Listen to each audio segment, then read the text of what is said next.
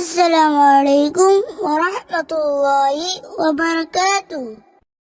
نحمده ونصلي على رسوله الكريم. أما بعد فأعوذ بالله من الشيطان الرجيم. بسم الله الرحمن الرحيم. يا أيها الذين آمنوا اتقوا الله وقولوا قولا سديدا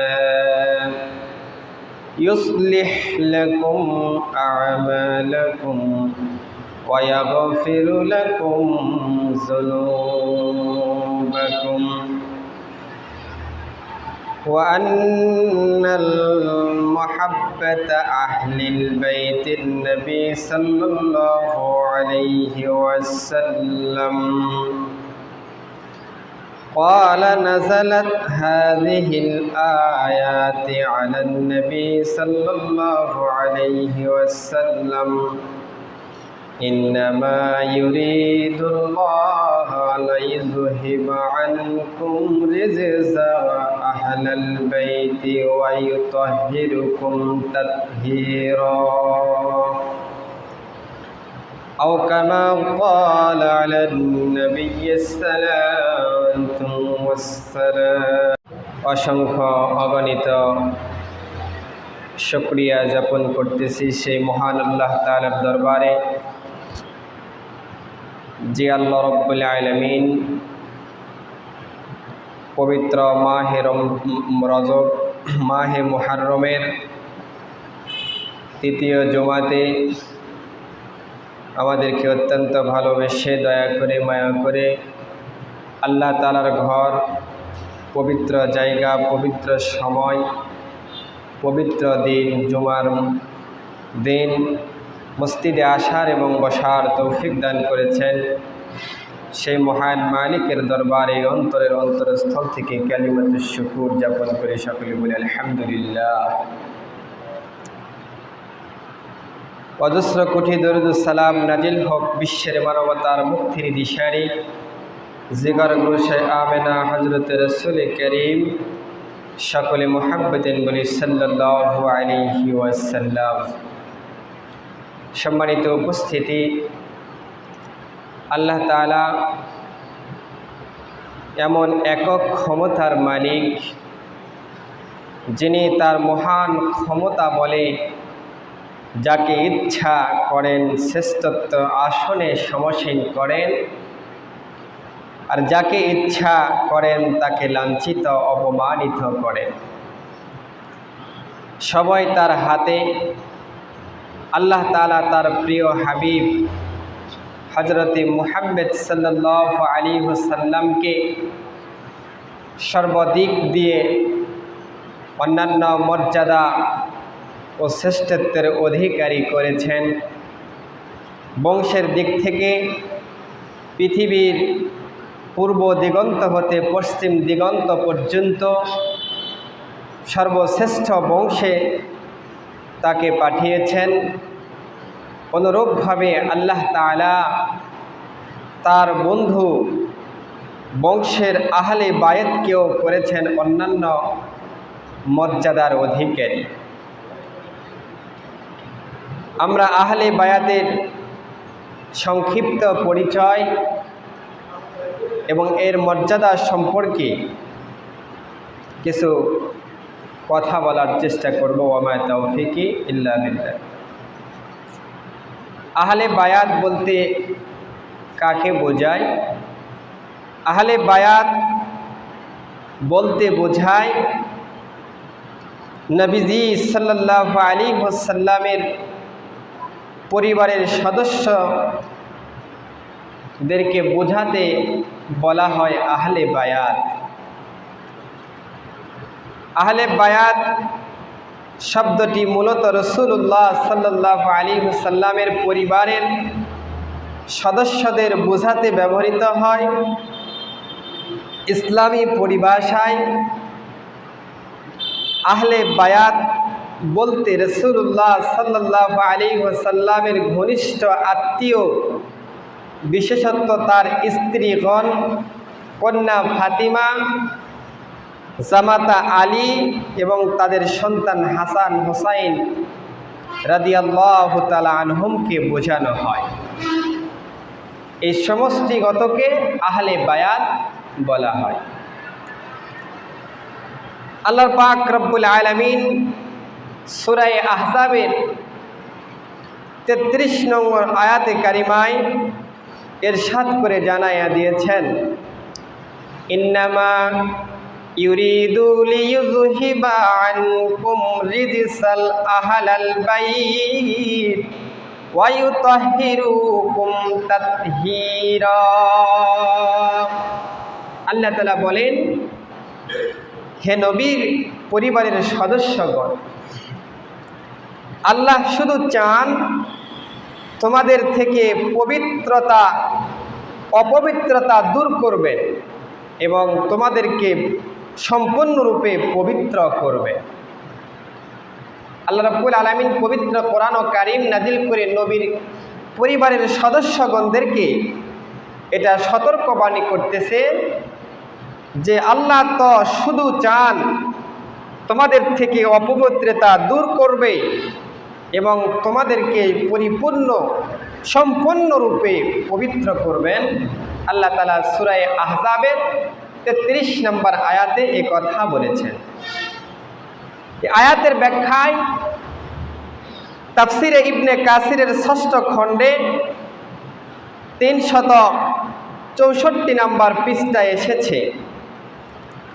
এই আয়াতের পূর্বাপরে মূলত আল্লাহ রাসূল সাল্লাল্লাহু আলাইহি ওয়াসাল্লামের স্ত্রীগণের আলোচনা চলমান, কাজেই স্পষ্টভাবে এই আয়াতে আহলে বায়াত বলতে সর্বপ্রথম নবী সাল্লাল্লাহু আলাইহি সাল্লামের স্ত্রীগণ হচ্ছে অন্তর্ভুক্ত। আর এমনটি হযরতে ইকরিমা রাদিয়াল্লাহু তাআলা আনহু সহ অন্যান্য মুফাসসিরিনগণ বলেছেন। এই আয়াতটি আয়াতুত তাহরির নামে প্রসিদ্ধ। এই আয়াতে আহলে বায়াতের পবিত্রতা এবং মর্যাদার এক সুস্পষ্ট ঘোষণা রয়েছে। তারা যদি নবীজির মতো মাসুম নন, কিন্তু আল্লাহ তাআলার পক্ষ থেকে তারা মাহফুজ তথা যাবতীয় পাপ পরিকল্পনা থেকে মুক্ত। হাদিসে নববীর আলোকে আহলে বাইতের পরিচয় কি? উপরোক্ত সূরা আহজাবের 33 নম্বর আয়াতটি যখন নাজিল হয়, তখন হযরত নবী করিম সাল্লাল্লাহু আলাইহি ওয়াসাল্লাম হযরতে উম্মে সালমা রাদিয়াল্লাহু তাআলা আনহা এর গৃহে উপস্থিত ছিলেন। হযরত ওমর ইবনে আবি সালামা হইতে রিওয়ায়াত করেছেন এই হাদিসটি। নবী করিম সাল্লাল্লাহু আলাইহি ওয়াসাল্লাম বলেন, ক্বালা নাযালা হাযিহিল আয়াতি আলা নবী সাল্লাল্লাহু আলাইহি ওয়াসাল্লাম, ইন্নামা ইউরিদুল্লাহ লিইযহিবা আনকুমুর রিজসা আহলাল বাইত ওয়া ইউতাহহিরুকুম তাতহীরা। নবীজি সাল্লাল্লাহু আলাইহি ওয়াসাল্লামের পুষ্য উম্মে ইবনে আবি সালামা থেকে বর্ণিত, তিনি বলেন, উম্মে সালামা রাদিয়াল্লাহু তাআলা আনহার ঘরে এই আয়াত নবীজি সাল্লাল্লাহু আলাইহি সাল্লামের অবতীর্ণ হয়। ইন্নামা ইউরিদুল্লাহ লিইযহিবা আনকুম রিজসা আহলাল বাইত ওয়া ইউতাহহিরুকুম তাতহীরা। হে নবী পরিবার, আল্লাহ তাআলা তো তোমাদেরকে চান তোমাদের হতে অপবিত্রতা দূর করবে এবং তোমাদেরকে সম্পূর্ণভাবে পবিত্র করতে। সে সময় নবীজি সাল্লাল্লাহু আলাইহি ওয়াসাল্লাম ফাতিমা, হাসান, হোসাইনকে ডাকেন এবং তাদেরকে একটি চাদরে আবৃত করেন। তার পিছনে আলী ছিলেন, তিনি তাকেও চাদরে ঢেকে নেন। তারপরে বললেন, আল্লাহুম্মা আল্লাহুম্মা হাওলা আহলাল বাইত ফাহজুরু আনহুম রিজসা ওয়াত্তাহিরুহুম তাতহীরা। নবী করিম সাল্লাল্লাহু আলাইহি সাল্লাম তাদেরকে চাদরে আবৃত করে বললেন, হে আল্লাহ, এরা হলো আমার আহলে বাইত, অতএব আপনি তাদের হতে অপবিত্রতা দূর করে দিন এবং তাদেরকে উত্তমভাবে পবিত্র করুন। তাহলে এই আয়াতের মাধ্যমে আমরা বুঝতে পারলাম নবীজি সাল্লাল্লাহু আলাইহি ওয়াসাল্লাম যখন উম্মে সালামা রাদিয়াল্লাহু তাআলার ঘরে অবস্থান করতেছিলেন, এ সময় এই আয়াত নাজিল হলো। আয়াত নাজিল হওয়ার পর হযরত রাসূল করিম ফাতিমা সহ হাসান হোসাইন এবং হযরত আলীকে ডাকলেন এবং তাদেরকে একটি চাদরের মধ্যে আবৃত করলেন আর আল্লাহ তাআলার কাছে দোয়া করলেন, হে আল্লাহ, এরা হলো আমার আহলে বায়াত, অতএব আপনি তাদেরকে অপবিত্র থেকে, তাদের ভিতর থেকে অপবিত্রতা দূর করে দিন এবং তাদেরকে উত্তমভাবে পবিত্র করুন। সে সময় উম্মে সালামা বললেন, হে আল্লাহ রসুল, আমিও তাদের অন্তর্ভুক্ত কি? তিনি বললেন, তুমি স্বস্থানে আছো এবং তুমি কল্যাণের মধ্যে আছো।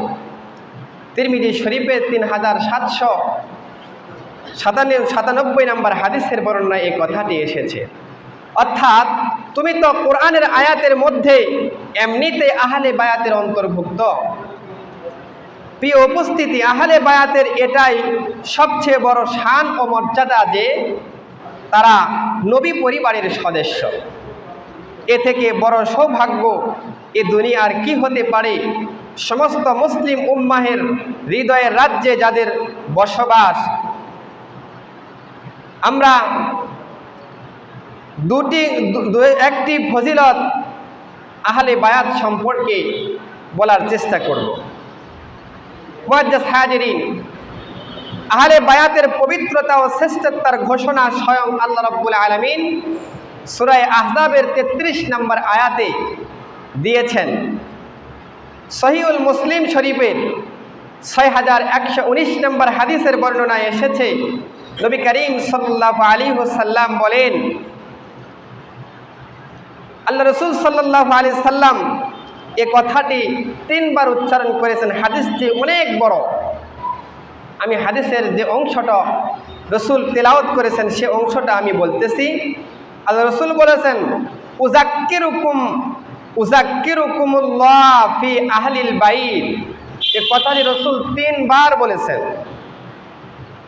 আল্লাহ রাসূল বললেন, আর আমি আমার আহলে বায়াতের বিশেষ বিষয়ে তোমাদেরকে আল্লাহর কথা মনে করিয়ে দিচ্ছি। তিনি আমার আহলে বায়াতের বিষয়ে তোমাদের আল্লাহ তাআলার কথা স্মরণ করে দিচ্ছি। এ কথাটা রাসূল একবার নয় 3 বার বলেছেন। সহিহুল মুসলিমের 6119 নম্বর হাদিসে এ কথাটি আছে। এ কথাটি নবী সাল্লাল্লাহু আলাইহি ওয়াসাল্লাম সহিহ মুসলিমের উল্লেখিত লম্বা হাদিসের একটি অংশে তাকিদের সাথে 3 বার বলেছেন। মূলত হাদিসের মধ্যে নবীজি সাল্লাল্লাহু আলাইহি সাল্লামকে উম্মতকে তার আহলে বাইত সম্পর্কে সতর্ক করেছেন, কেউ যেন তাদের ব্যাপারে বিন্দু পরিমাণ অন্যায় করার কল্পনাও করতে না পারে। জামে তিরমিজির 3788 নম্বর হাদিসের বর্ণনায় এসেছে, হযরতে যায়েদ ইবনে ইকরামা রাদিয়াল্লাহু তাআলা আনহু থেকে বর্ণিত, রাসূলুল্লাহ সাল্লাল্লাহু আলাইহি ওয়াসাল্লাম বলেন, তোমাদের মধ্যে আমি এমন জিনিস রেখে গেলাম যা তোমরা শক্তরূপে ধারণ করলে আর পরে কখনো তোমরা পথভ্রষ্ট হবে না। তার একটি হলো অন্যটির তুলনায় বেশি মর্যাদাপূর্ণ, গুরুত্বপূর্ণ আল্লাহ তাআলার কিতাব, যা আকাশ থেকে মাটি পর্যন্ত দীর্ঘ 1 রাশি এবং আমার পরিবার অর্থাৎ আমার আহলে বাইত। দুটি কখনো আলাদা হবে না কাউসার নামক ঝর্ণার আমার সঙ্গে একত্রিত না হওয়া পর্যন্ত। অতএব তোমরা লক্ষ্য করো আমার পরে দুজনের সঙ্গে তোমাদের কিভাবে আচরণ করবে। এক আল্লাহ তাআলার কিতাব 2 আমি নবী পরিবার আহলে বায়াতের সঙ্গে। অর্থাৎ কিয়ামতের দিন তোমরা কোরআন ও আমার পরিবারের সাথে কেমন আচরণ করবে তা স্পষ্ট হয়ে যাবে।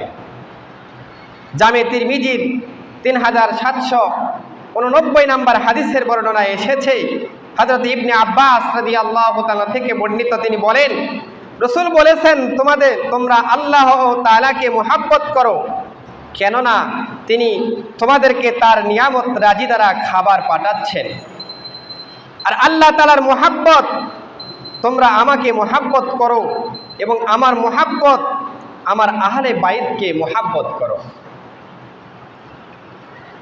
আল্লাহ রাসূল সাল্লাল্লাহু আলাইহি ওয়াসাল্লাম কি চমৎকার কথা বলেছেন যে তোমরা আল্লাহ তাআলার নিয়ামতে ডুবে আছো, তাই আল্লাহকে ভালোবাসো, আর আল্লাহ তাআলার খাতিরে আমি নবীকে ভালোবাসো, আর আমার নবীর খাতিরে আমার আমার পরিবারকে তোমরা ভালোবাসো।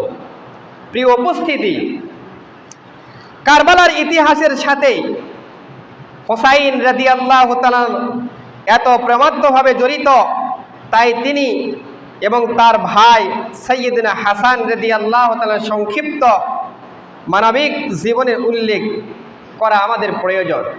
তবে আমাদের সমাজে প্রচলিত আছে যে আশুরা অর্থাৎ মুহররমের 10 তারিখ মানে হচ্ছে আশুরা, মুহররমের 10 তারিখ মানে হচ্ছে কারবালা।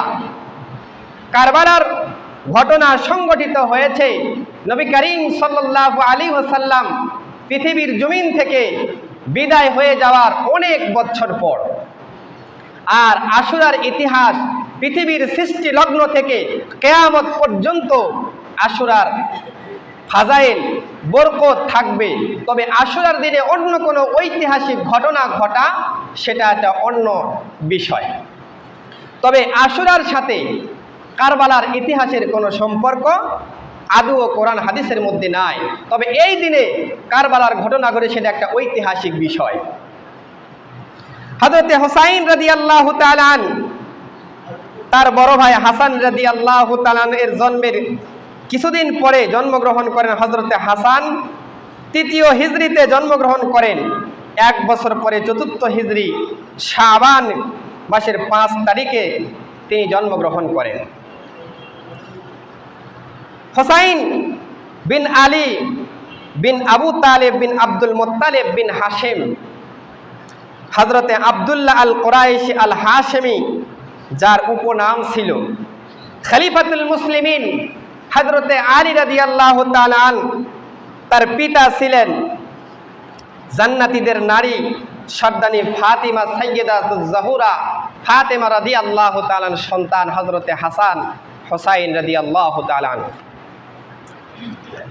হাসান আব্বাস, ওমর, মুহসিন, আবু বকর, উসমান, জাইনাব, উম্মে কুলসুম রাদিয়াল্লাহু তাআলা কারবালার ময়দানে 10 মুহররম অর্থাৎ 61 হিজরি সনে 10 অক্টোবর 680 ঈসাইতে শাহাদত বরণ করেন।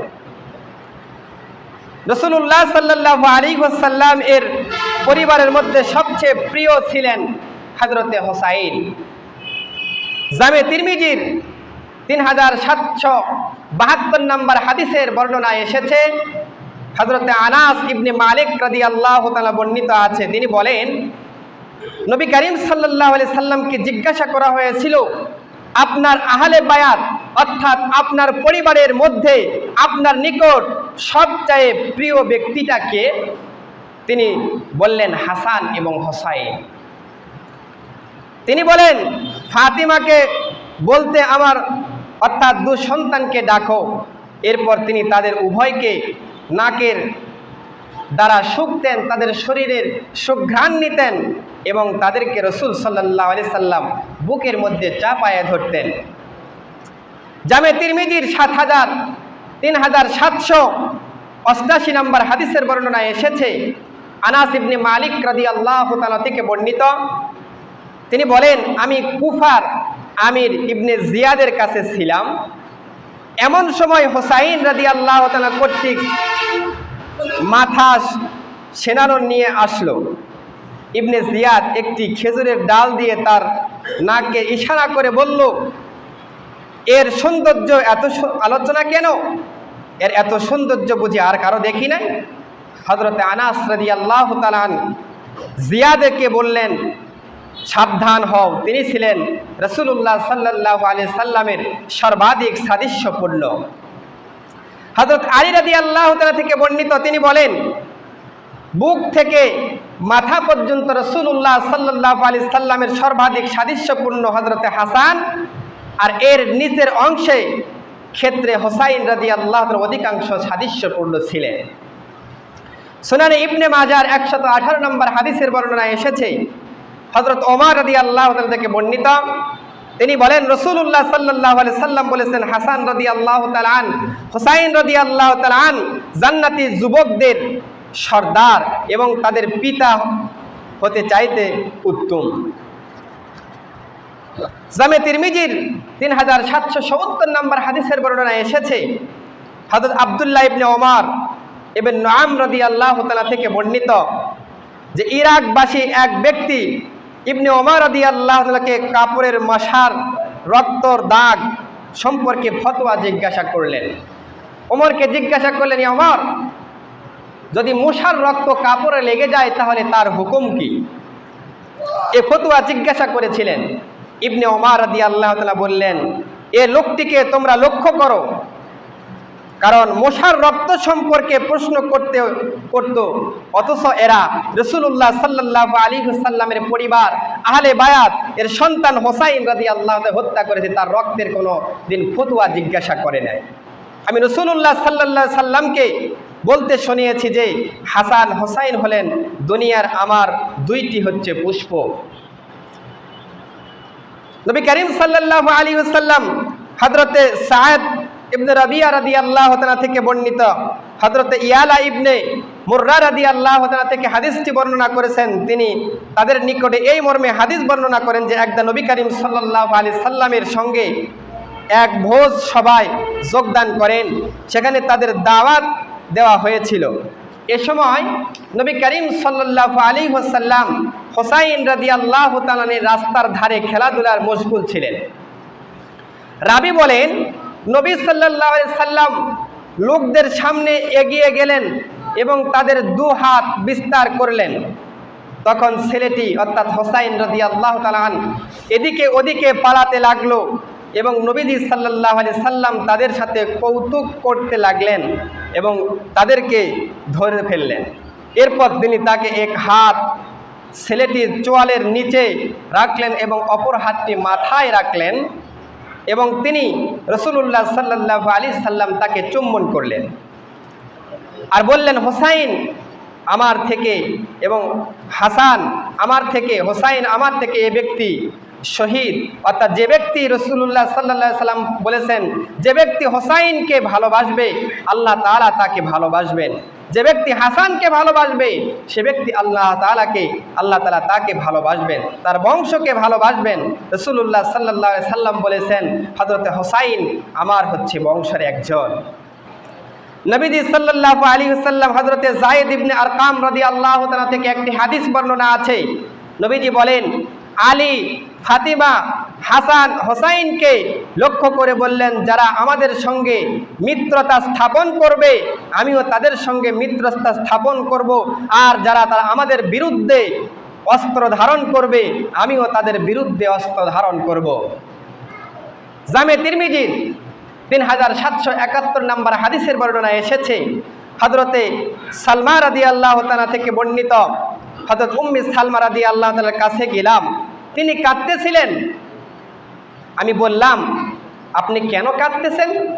তিনি বললেন, আমি স্বপ্নে দেখলাম যে রাসূলুল্লাহ সাল্লাল্লাহু আলাইহি ওয়াসাল্লাম দাড়ি এবং মাথা ধুলি মলিন অবস্থায় দেখলাম।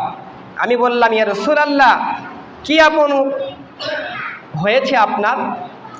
তিনি বললেন, এইমাত্র আমি দেখলাম যে হোসাইনকে হত্যা করা হয়েছে। কারবালার ইতিহাস প্রথমে আমরা উক্ত ঘটনার সঙ্গে জড়িত ব্যক্তি, স্থান সম্পর্কে কয়েকটি বিষয় জেনে নেই যে কোনটির অবস্থা কোথায় ছিল। 1 নাম্বার, হোসাইনের শহীদের স্থান ছিল কারবালা, যেটা হচ্ছে ইরাক শহরে অবস্থিত। হযরতে হুসাইন রাদিয়াল্লাহু আনহু ছিলেন বর্তমান সৌদি আরব তথা প্রথমে মদিনায়, পরে মক্কা এবং সেখান থেকে কারবালায় যান। নাম্বার 3, ইয়াজিদ ছিল সিরিয়ার ও দামেস্কের শাসক। কারবালা ছিল কুফা থেকে মাত্র 74 কিলোমিটার দূরে। ফোরাত নদীর একটি শাখা কারবালার পাশ দিয়ে বহমান ছিল, যার পানি 3 দিন পর্যন্ত হুসাইন রাদিয়াল্লাহু তাআলা আনহু এবং তার সঙ্গী সাথীদেরকে পান করতে দেওয়া হয় নাই। ইয়াজিদ কিভাবে তার শাসন ক্ষমতাতে আসলো, এটা ইতিহাসের কিতাব আরবিতে আল বিদায়া ওয়ান নিহায়া কিতাবের 11তম খণ্ড 466 নম্বর পৃষ্ঠা থেকে 582 নম্বর পৃষ্ঠা পর্যন্ত সুদীর্ঘ ঘটনা সেখানে উল্লেখ করেছেন। এবং এই আল বিদায়া ওয়ান নিহায়ার বাংলাদেশ ইসলামী ফাউন্ডেশন কর্তৃক অনুবাদকৃত এই গ্রন্থের 7ম খণ্ডে 323 নম্বর পৃষ্ঠা থেকে 388 নম্বর পৃষ্ঠা পর্যন্ত দীর্ঘ এই ঘটনাটি উল্লেখ করেছেন। হিজরি 7 সনে আমিরুল মুমিনিন কাতেবে ওহী হযরতে সাইয়্যিদিনা মুআবিয়া রাদিয়াল্লাহু তাআলা আনহু ইন্তিকাল করেন। ইন্তিকালের পরে তার সন্তান ইয়াজিদকে তিনি তার ওলিদে আহাদ অর্থাৎ রাষ্ট্রের পরবর্তী কর্ণধার নিযুক্ত করে যান। হযরতে মুআবিয়া রাদিয়াল্লাহু তাআলা আনহু কয়েকজন সাহাবায়ে কিরামকে নিয়ে পরামর্শক্রমে বিভিন্ন কল্যাণের দিকে লক্ষ্য করে এই সিদ্ধান্ত গ্রহণ করেন। এই ক্ষেত্রে কেউ যদি হযরতে মুআবিয়া রাদিয়াল্লাহু তাআলা আনহুকে ক্ষমতালোভী এবং দোষী সাব্যস্ত করতে চান, তাহলে সে নিজেই দোষী। অর্থাৎ হযরতে মুআবিয়া, যিনি এর নিয়তে কোনো খারাপই দিক ছিল না, তিনি রাষ্ট্রের কল্যাণার্থেই তিনি সিদ্ধান্ত গ্রহণ করেন সাহাবায়ে কেরামের পরামর্শ অনুযায়ী। যদিও পরবর্তীতে ওলামায়ে কেরাম এই সিদ্ধান্তকে হযরতে মুআবিয়া রাদিয়াল্লাহু তাআলা ইজতিহাদি গলত, ইজতিহাদি খতা তথা ইজতিহাদি ভুল বলে উল্লেখ করেছেন। তবে এই ভুলের জন্য হাদিসে মোতাবেক তিনি একটি সওয়াবের উপযোগী। হাদিসের মধ্যে এসেছে, কোনো ব্যক্তি যদি মুস্তাহিদ হয়, কোরআন হাদিসকে ইস্তেমবাদ করে কোনো জিনিস নির্গত করে, বাহির করে, তাহলে সে 2টি পুরস্কার প্রাপ্ত হয়। হযরত ইবনে আব্বাস ইবনে আমর ইবনে আস রাদিয়াল্লাহু তাআলা থেকে বর্ণিত, রাসূল বলেন, কে এ কথা বলতে শুনেছ যে কোনোদিন বিচারক ইজতিহাদ সঠিক সিদ্ধান্ত পৌঁছলে তার জন্য 2টি পুরস্কার আছে, আর বিচারক ইজতিহাদে ভুল করলে তার জন্য 1টি পুরস্কার রয়েছে। সহিহ ইবনে বুখারী শরীফের মধ্যে এই হাদিসটি এসেছে। রাসূল করিম সাল্লাল্লাহু আলাইহি ওয়াসাল্লাম একথা বলেছেন।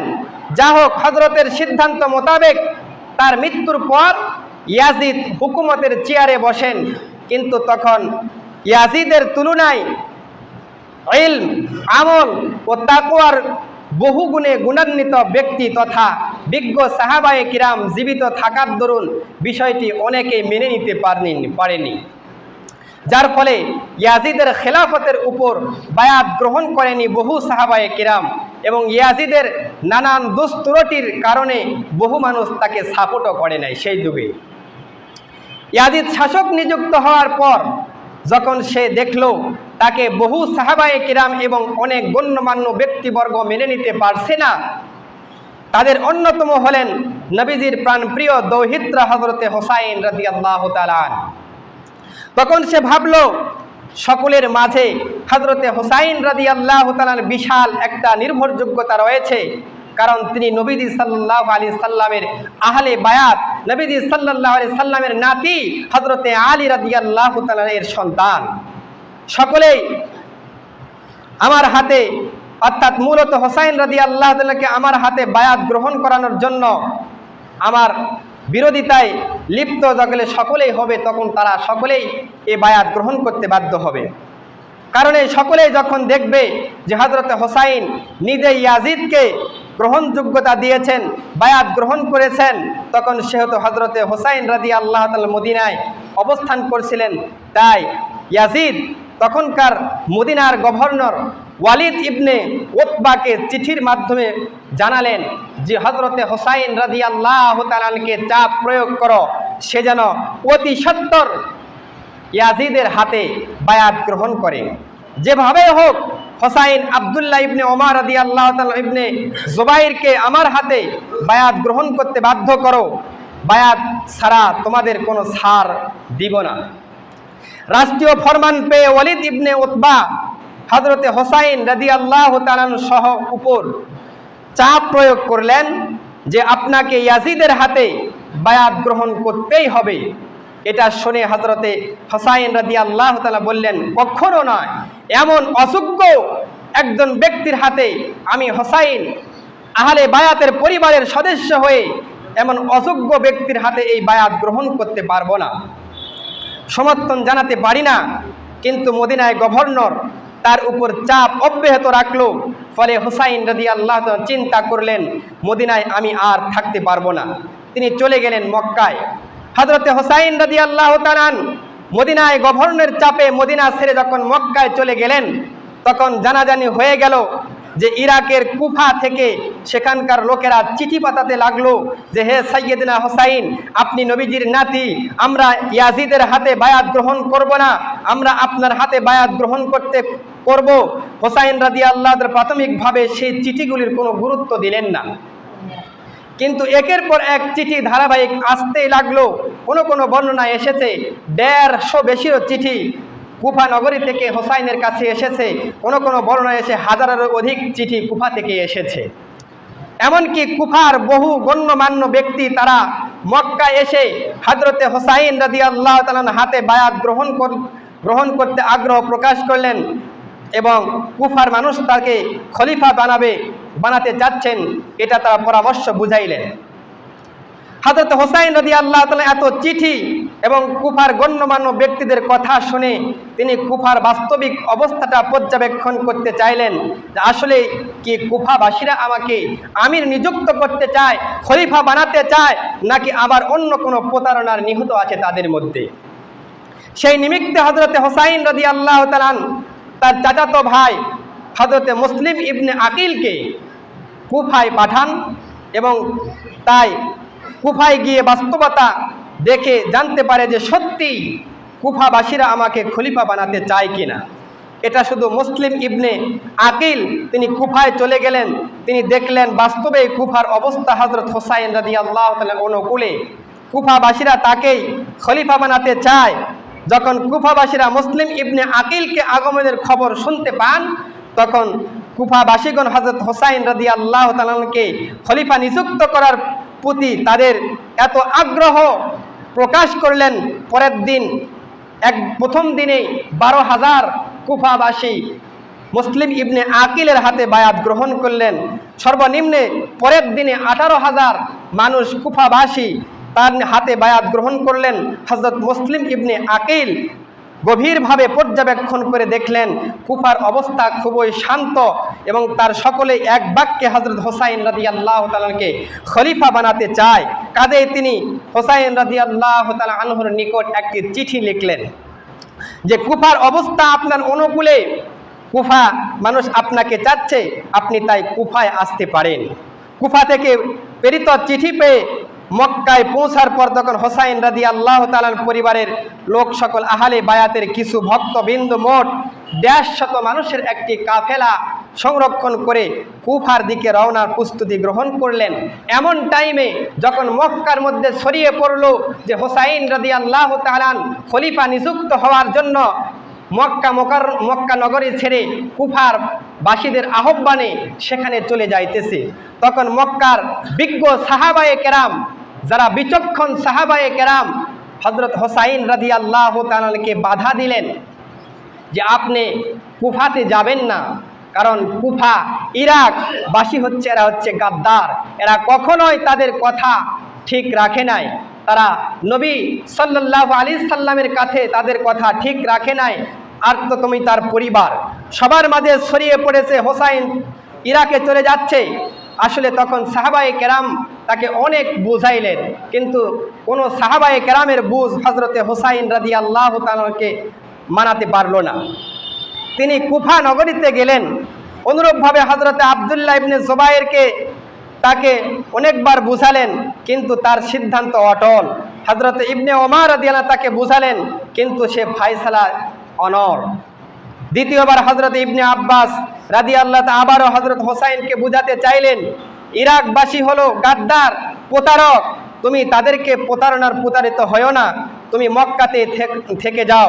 এ কথা শুনে হযরত হোসাইন বললেন, আমার সিদ্ধান্ত পরিবর্তন করব না, তুমি যদিও আমার কল্যাণ কামনা করো। হযরত ইবনে আব্বাস রাদিয়াল্লাহু তাআলা বললেন, তুমি যদি একান্ত ইরাকে যেতেই চাও তাহলে তুমি মহিলা ও শিশুদেরকে নিয়ে যেও না। আল্লাহর কসম, আমার ভয় হচ্ছে যেভাবে ওসমান রাদিয়াল্লাহু তাআলাকে খলিফা বানার উদ্দেশ্যে করে তারা যেভাবে হত্যা করেছিল, তাদের স্ত্রী সন্তানদেরকে চোখের সামনে হত্যা করেছিল, আমারও মনে হচ্ছে ইরাকবাসী আপনার সামনে আপনার পরিবার সহ তারা তাদেরকে ধ্বংস করে দিবে। হযরত হোসাইন রাদিয়াল্লাহু তাআলার জন্য ইবনে আব্বাস, ইবনে ওমর, ইবনে জুবাইর রাদিয়াল্লাহু তাআলা আনহুর কথা মেনে নেওয়াটাই ছিল হচ্ছে কল্যাণকর। মেনে না নেওয়াটাই হযরত হোসাইন রাদিয়াল্লাহু তাআলা ইয়াজিদি খাতা অর্থাৎ ইজতিহাদি ভুল অর্থাৎ সিদ্ধান্তে উপনীত হয়েছে। হযরত হোসাইন রাদিয়াল্লাহু তাআলা জিলহজের ৮ তারিখে কুফার উদ্দেশ্যে রওনা করে। পরের দিন কুফার মোড়ে বিভিন্ন দিকে ঘোরা আরম্ভ শুরু করে দেয়। ইয়াজিদ তখন দেখল কুফার যিনি গভর্নর হযরতে নোমান ইবনে বাশির রাদিয়াল্লাহু তাআলা তার শহরে ইয়াজিদের বিরুদ্ধে এবং হযরতে হোসাইন রাদিয়াল্লাহু তাআলার পক্ষে জনমত গড়ে উঠেছে। তখন তিনি নির্ভর ভূমিকা পালন করলেন, কাউকে তিনি বাধা দিচ্ছিলেন না। এ কারণে ইয়াজিদ ভেবে দেখল যে নোমান ইবনে বাশির কুফার গভর্নর থাকলে আমার ক্ষমতা ফাটল সৃষ্টি হবে, কাজেই তাকে জোরপূর্বক ক্ষমতাচ্যুত করতে হবে। সেই কথা সেই কাজ সেই সাহাবী হযরতে নোমান ইবনে বাশিরকে পদত্যাগ করতে বাধ্য করেন এবং তখন বসরায় বসবাস করে গভর্নর ছিলেন জিয়াদ ইবনে কাসেম। তার নাম ছিল ওবায়দুল্লাহ ইবনে জিয়াদ। হযরত হোসাইন রাদিয়াল্লাহু তাআলা এর সাথে বেয়াদবির ফলে তাকে ওবায়দুল্লাহ বলতে চায় না, ইবনে জিয়াদ বলতে থাকে। হযরত তাকে বসরার যখন কুফার গভর্নর নিযুক্ত করলো, ইয়াজিদ তাদেরকে বলে দিল যে এই কুফা নগরীতে হোসাইন রাদিয়াল্লাহু তাআলার কোনো পরিবর্গজন যেন এখানে কুফার প্রবেশ করতে না পারে, অর্থাৎ কুফার সমস্ত ফটকগুলি বন্ধ করে দেওয়া হোক। ইয়াজিদের পক্ষ থেকে জিয়াদের উপর এই আদেশ ছিল যে কুফার ফটকগুলি বন্ধ করে দাও। সে ইয়াজিদের নিকট বেশি এনাম, বেশি সম্মান, বেশি সুখ্যাতি পাওয়ার জন্য একদল সৈন্য প্রেরণ করে হোসাইন রাদিয়াল্লাহু তাআলা আনহুকে কারবালার ময়দানে শহীদ করে দিয়েছেন। সম্মানিত উপস্থিতি, এজন্যই বললাম যে কারবালার ইতিহাস আর আশুরা এটা হচ্ছে দুই জিনিস। আশুরার ইতিহাস কিয়ামতের অর্থাৎ পৃথিবীর সূর্য লগ্ন থেকে শেষ পর্যন্ত আশুরার ফাজাইল থাকবে, থাকবে। তবে আশুরার দিনে অনেক ঐতিহাসিক ঘটনা ঘটেছে, সেটা একটা অন্য ভিত্তি ঐতিহাসিক বিষয়, ঐতিহাসিক জিনিস। এটার সাথে কারবালার সাথে আশুরার অর্থাৎ 10 মুহররমের কোনো সম্পর্ক আদৌ জড়িত নাই। আমরা সহি ইতিহাস পর্যালোচনা করে এ সমস্ত ইতিহাস থেকে আমরা জানতে পারবো যে কোনটা সহি আর কোনটা হচ্ছে গায়রে সহি। ইসলামের ইতিহাস স্টাডি করলে অনেক কিছু আমরা জানতে পারবো। আল্লাহ রাব্বুল আলামিন সকলকে সহি বুঝে আমল করার তৌফিক দান করুক, আমিন। ওয়া আখিরু দাওয়ানা আলহামদুলিল্লাহি রাব্বিল আলামিন। ভাই একটু বসেন 5 মিনিট।